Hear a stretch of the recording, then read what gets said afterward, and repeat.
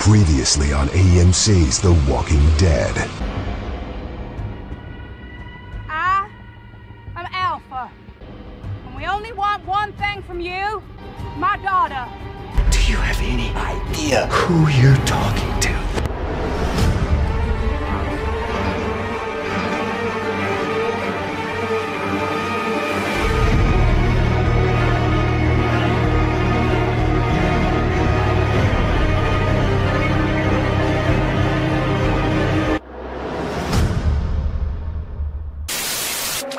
Salut à tous les amis, comment allez-vous? Bienvenue sur la chaîne de Sam Movie Show. Et aujourd'hui on se retrouve pour l'épisode 12 de la saison 9 de The Walking Dead. Dans l'épisode 11 on a eu droit au méandre du passé d'Alpha qui, il faut bien le reconnaître, est une grosse tarée.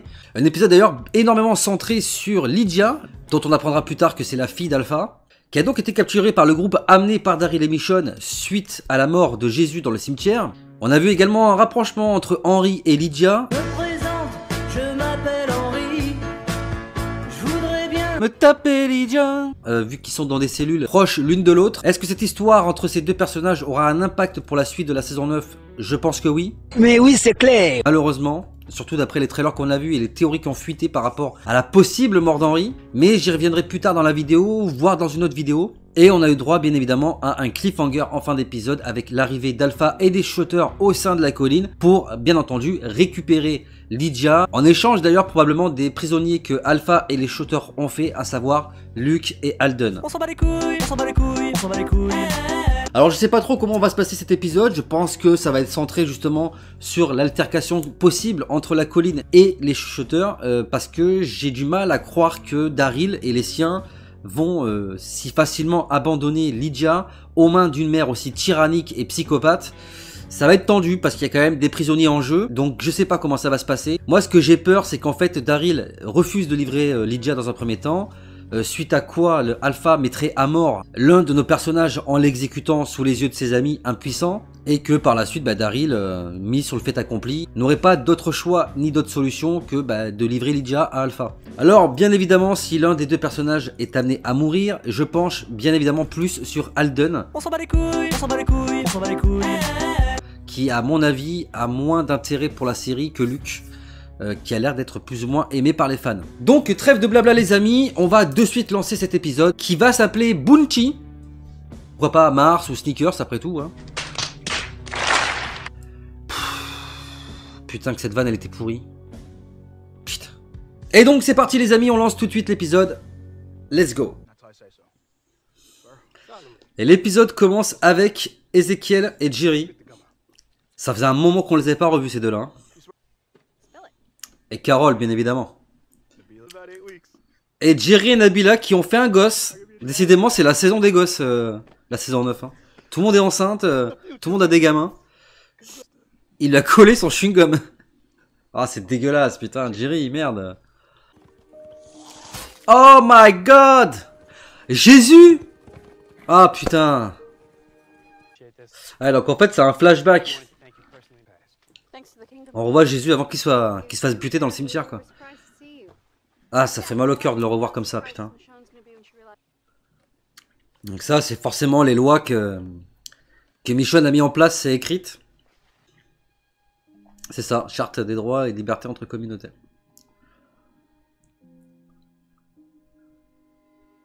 Ah il y a Oceanside. Ça fait un moment qu'on n'a pas revu Oceanside d'ailleurs. Ce sera le sujet d'une autre vidéo d'ailleurs. Donc là, c'est à l'époque où il n'y avait pas encore d'histoire avec Oceanside. Et l'époque où le sanctuaire avait encore des séviances. Parce que c'est écrit sur le papier en fait. Retour à la colline. Où ça va chauffer. On y croit vachement.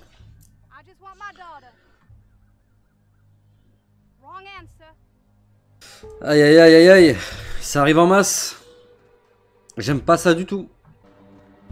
Est-ce qu'on va voir Beta? C'est la grande question qu'on se pose. Enid qui porte la même chemise que Carl. Hein. Ce qui prouve qu'elle a pas totalement oublié. Ah, c'est vrai qu'il y avait elle aussi, qui s'est réfugiée dans le maïs. Ah, j'espère qu'il va pas lui arriver quelque chose à elle. Hein. Ouais, mais ça, j'en étais sûr. C'est obligé que Daryl veut pas rendre Lydia, quoi. Ouais. Et Daryl y va, forcément. Alors ce que j'arrive pas à comprendre, c'est le lien qu'il y a entre ce qui se passe à la colline et ce qui s'est passé dans le passé avec le royaume. J'ai du mal à comprendre en fait le délire là. Ah là non, on est plus dans le passé en fait. Ils sont en train de préparer la foire. Donc là on est revenu au temps présent. Ah ça me fait stresser quand même là. Là on retrouve quand même une certaine similitude entre cette scène là et la scène de la prison où le gouverneur arrive pour parler avec Rick. Avant qu'il ne tue notre regretté Herschel. Oh il y a un bébé. Ça va être difficile de rentrer en guerre contre eux avec un bébé dans les mains. Ah putain. On est des animaux, elle a dit. Ouais, donc en fait c'est ça. C'est échanger Lydia contre Luke et Alden, quoi. Je pense que Daryl va pas tellement avoir le choix là. Donc là ils veulent aller dans un cinéma pour récupérer un projecteur, quoi. Ah ouais, en fait non, c'est plus complexe que ça. Ils veulent essayer de récupérer des bobines et des lampes en fait pour essayer de projeter un film comme au cinéma, quoi. Ce qui en soi est pas si mal, mais est-ce que c'est obligatoire? Ok, pas de problème. Bon, j'espère que l'un d'eux va pas mourir juste pour récupérer des bobines et des petites loupiottes parce que ça serait con quand même. Alors la question que vous vous posez sans doute, c'est est-ce que Ezekiel et Carol vont tomber sur les chuchoteurs? C'est aussi la question que je me pose d'ailleurs. Ah, c'est dégueulasse. Eh, ils font flipper les chuchoteurs quand même, hein, avec leur gueule de zombie là. Je crois que Luke a repéré Connie. Ah, il lui parle avec des signes, il lui dit de rester caché. Ah putain, Henry il a libéré la fille. Enfin, il a libéré Lydia quoi. Ah le con. Ah le con. Ah mais ça c'était obligé qu'il allait faire une connerie l'autre. Hein. Est-ce que le chien va les retrouver? Là c'est le meilleur moyen de faire buter Luke et Elden en fait. Hein. Et le bébé qui gueule alors qu'il y a les zombies juste à côté, franchement... Ah ouais d'accord, la meuf Osef quoi. Ah mais qu'est-ce que tu fous là? Attends, me dites pas qu'ils vont laisser le gamin se faire bouffer par les zombies là.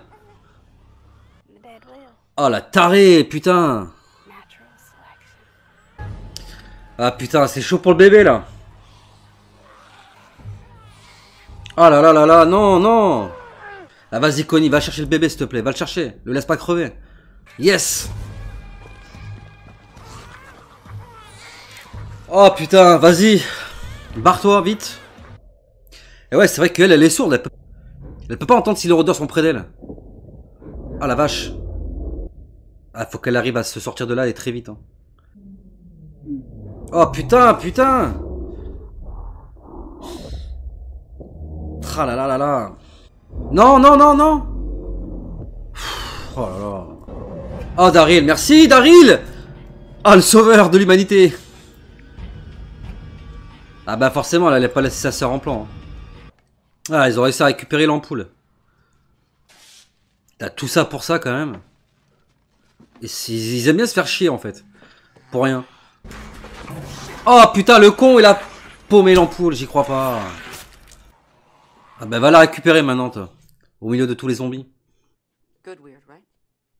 Et l'autre con il a libéré la fille quoi. Putain c'est dingue quoi. Lydia qui s'est lavée entre temps. Entre deux épisodes. Souvenez-vous que j'avais fait la remarque dans l'épisode précédent. Peut-être m'ont-ils écouté finalement. Alors, en même temps je comprends pourquoi Henry il a pas voulu leur livrer quoi.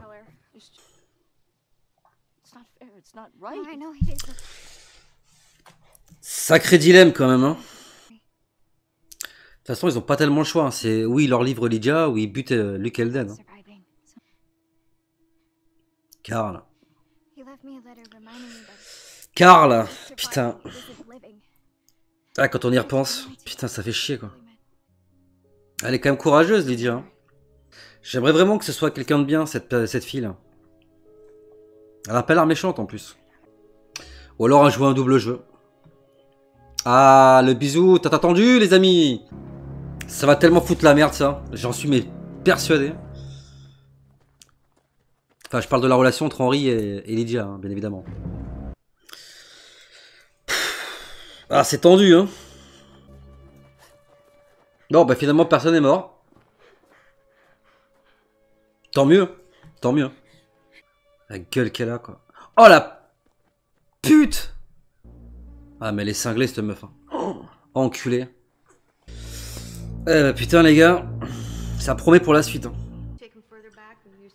Donc, en fait, là, ils vont les se taper contre les rôdeurs pour récupérer la fameuse ampoule. Et je sais pas pourquoi, mais je le sens mal, là. En sécurité avec Daryl, c'est vite dit, quand même. Hein. C'est quoi ce symbole, là? C'était chelou, le symbole sur le panneau, là. Je pense que Daryl a la conscience qu'il va pas pouvoir laisser Lydia comme ça avec sa mère. Hein. Elle est trop psychopathe, cette femme. Je pense que le truc avec Lydia, ça va pas le faire, en fait. Alors là, le problème, c'est que c'est pas dit, mais Henry est parti pour retrouver Lydia, quoi. Ah putain, bah ouais. Ça, c'était obligé, ça.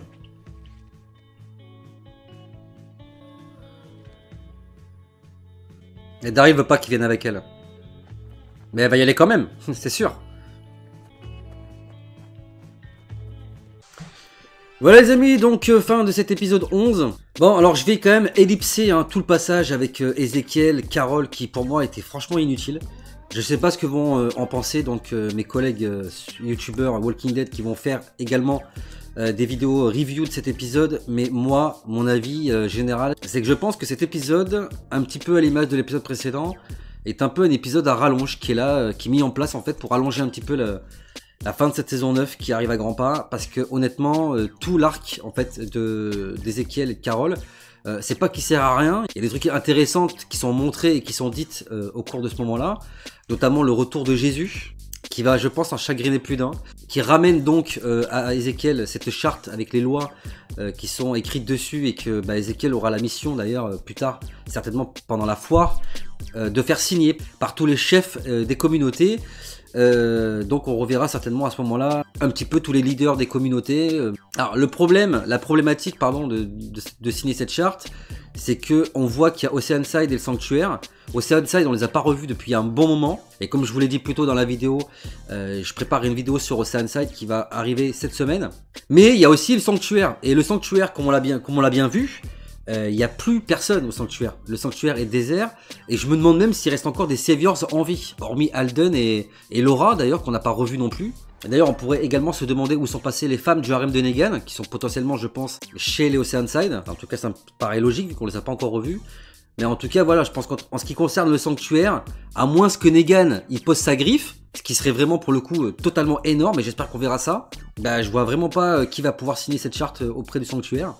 Ensuite, on a tout le côté où ils essayent de récupérer une ampoule dans un cinéma.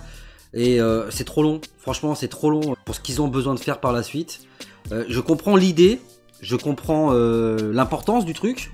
Mais je trouve que ça passe à place autant de temps dans un épisode, quoi. Donc, je vais volontairement ellipser d'ailleurs les passages avec Ezekiel et Carol. C'est d'ailleurs la raison pour laquelle je les ai également écourtés pendant la vidéo réaction, qui va être, je pense d'ailleurs, plus courte que d'habitude. Et on va s'attarder au noyau dur de cet épisode, qui est donc la fameuse rencontre entre Hilltop et les chuchoteurs. Alors, il y a beaucoup de choses intéressantes.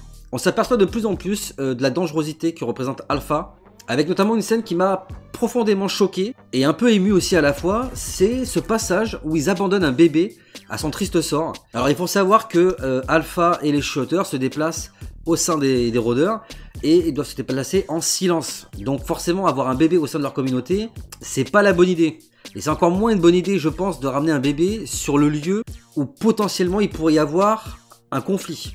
Donc c'est-à-dire avec des gens qui se battent et qui peuvent tirer et blesser involontairement le bébé. Bébé qui sera d'ailleurs donc, comme je l'ai dit précédemment, abandonné à même le sol, et qui ne devra sa survie qu'à Connie. D'ailleurs ce passage dans le champ de blé ou le champ de maïs, je sais plus trop ce que c'est, je trouve que c'est super bien écrit. C'est super bien pensé d'avoir ce personnage là en fait de Connie qui est sourde et qui donc n'entend pas la dangerosité que peuvent représenter des rôdeurs autour d'elle, vu qu'elle les entend pas arriver, elle les entend pas grogner. Donc du coup ça a été vraiment un moment de tension pour moi dans cet épisode, tant j'avais peur pour ce personnage-là, qu'à tout moment elle puisse se faire encercler par des rôdeurs sans qu'elle ne les voie, vu qu'elle les entend pas. Heureusement que Daryl arrive, accompagné d'ailleurs de la sœur de Connie et d'autres personnages de la colline pour bien entendu lui venir en aide. Mais franchement, ce passage-là est pour moi l'un des meilleurs de cet épisode. Alors vous l'aurez compris, le but de cet épisode, c'est simplement de rendre Lydia à Alpha. Enfin en tout cas, Alpha est là pour qu'on lui rende sa fille. Bien entendu, comme on s'en doutait, forcément Daryl refuse, ce qui me paraît logique au vu de ce qu'on a vu dans l'épisode précédent. On sait que Lydia est aux mains d'une mère qui est tortionnaire, qui est complètement psychopathe et tarée. D'ailleurs, elle-même se définit, elle et les siens, comme étant des animaux. C'est dire l'importance qu'elle a l'air de donner aux personnes au sein de sa communauté, voire même à sa fille. Et d'ailleurs, je pense que Lydia n'aurait jamais été rendue par Daryl s'il n'avait pas eu des prisonniers que sont Luke et Elden.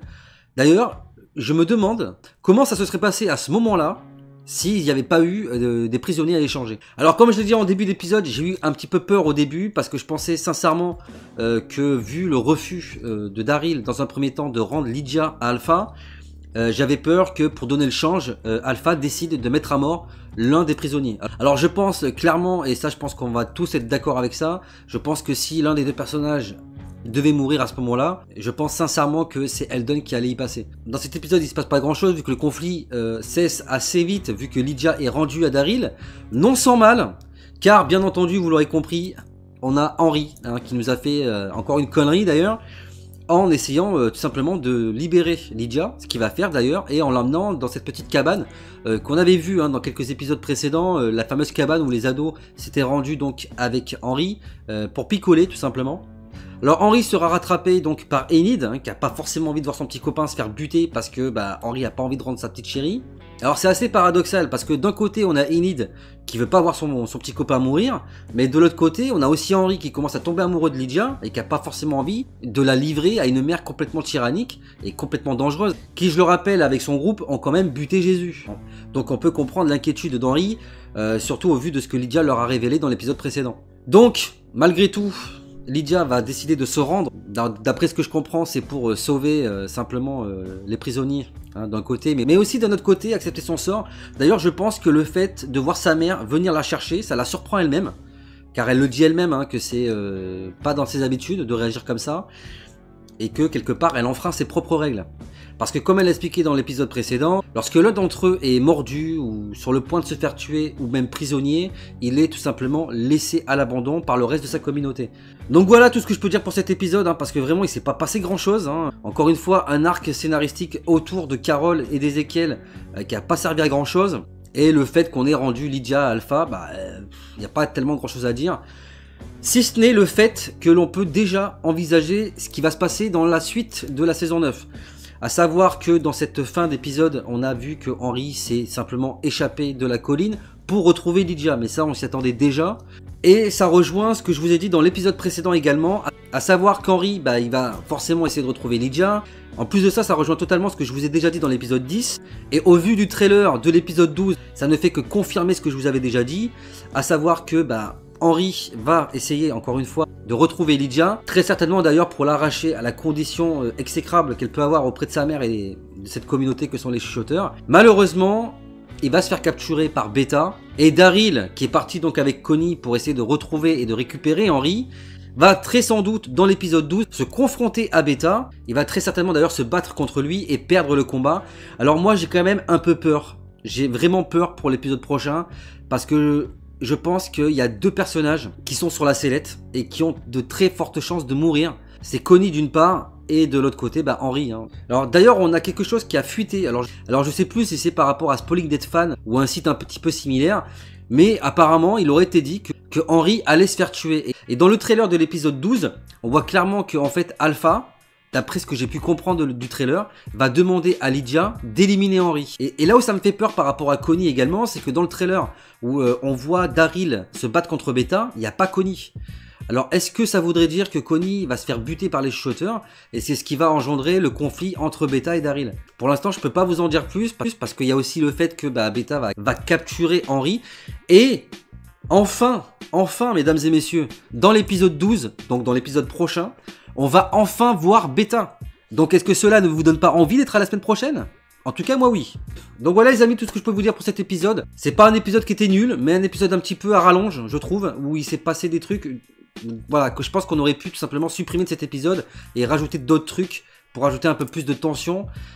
Et ça aurait fait un épisode un peu meilleur, je trouve, même si, encore une fois, dans les faits, cet épisode n'était pas si mauvais que ça. Donc voilà les amis, n'oubliez pas de me faire part dans les commentaires de la vidéo de vos impressions par rapport à cet épisode, si vous l'avez vu bien entendu. Dites-moi quelles sont vos attentes pour la suite, et notamment pour l'épisode 12. Qu'est-ce que vous pensez qui peut arriver? Ou quelles sont vous-même vos propres théories? Comme chaque semaine, n'hésitez pas à vous lâcher dans l'espace commentaire. Je me ferai un plaisir de vous lire et de vous répondre. Donc la vidéo est à présent terminée. N'oubliez pas de vous abonner à la chaîne si ce n'est pas déjà fait. Partagez, likez les vidéos. Parlez un maximum de la chaîne autour de vous pour la faire connaître et m'aider à atteindre la fameuse barre des 1000 abonnés. C'est l'objectif que j'ai pour l'instant sur cette chaîne. Je vous rappelle également que vous pouvez me suivre sur tous les réseaux sociaux qui seront disponibles dans la description de la vidéo. Donc n'hésitez pas à aller jeter un petit coup d'œil. Et bien entendu, n'oubliez pas d'activer la cloche des notifications pour ne pas rater les prochaines sorties vidéo sur la chaîne. Donc voilà les amis, 2 vidéos vont arriver sur la chaîne cette semaine avant l'épisode prochain. Donc une vidéo sur Oceanside et une autre vidéo un petit peu spoiler dont je peux pas trop vous parler pour l'instant. Vous verrez par la suite. Donc voilà les amis, je vous dis à très bientôt pour de prochaines vidéos sur la chaîne. D'ici là, portez-vous bien, prenez soin de vous et des autres. À la prochaine. Big up.